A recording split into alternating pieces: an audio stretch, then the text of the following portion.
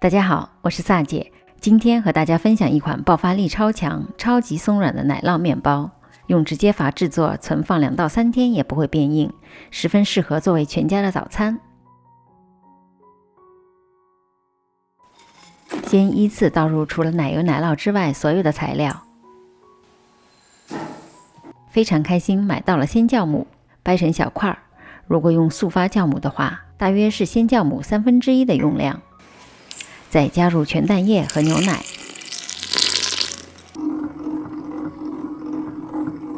低速搅拌成团之后改成中速，直到面团出现这样的厚膜。奶油奶酪直接用冰箱取出的，掰成小块儿，继续中速搅拌。开始面团会有一点湿黏，不要加面粉，如果面团粘在盆壁或者盆底，刮干净，然后继续搅拌，直到面团可以拉出这么轻薄的手套膜。通过不断的折叠，把面团表面揉光滑。碗里喷点油防粘，盖上保鲜膜，在温暖一点的地方进行第一次的发酵。看到面团体积明显变大，差不多2倍，就可以分割面团了。不需要揉面，分割成9份，每份大约60克左右。折叠，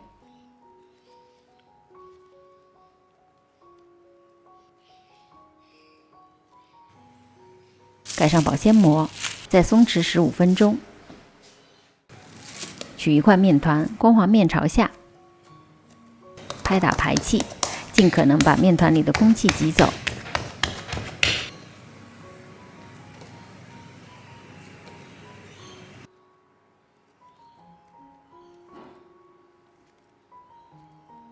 封口捏紧朝下，搓圆。如果表面还有气泡没有排走，烤的时候容易鼓起来。放入这个20厘米宽的模具里，面团之间稍微留一点空间。现在进行面团的第2次发酵，烤箱里放1碗热水，喷点水，让温度达到35度左右，湿度在75%到85%之间。只有保证了一定的湿度，表面才不会干化，阻碍面团的膨胀。发酵好的面团体积大了1倍，轻按表面会慢慢的回弹。如果体积变大，但是表面内层有一些小气泡，就说明有一点发过了。这时可以预热烤箱至170度。面团表面撒薄薄的一层面粉，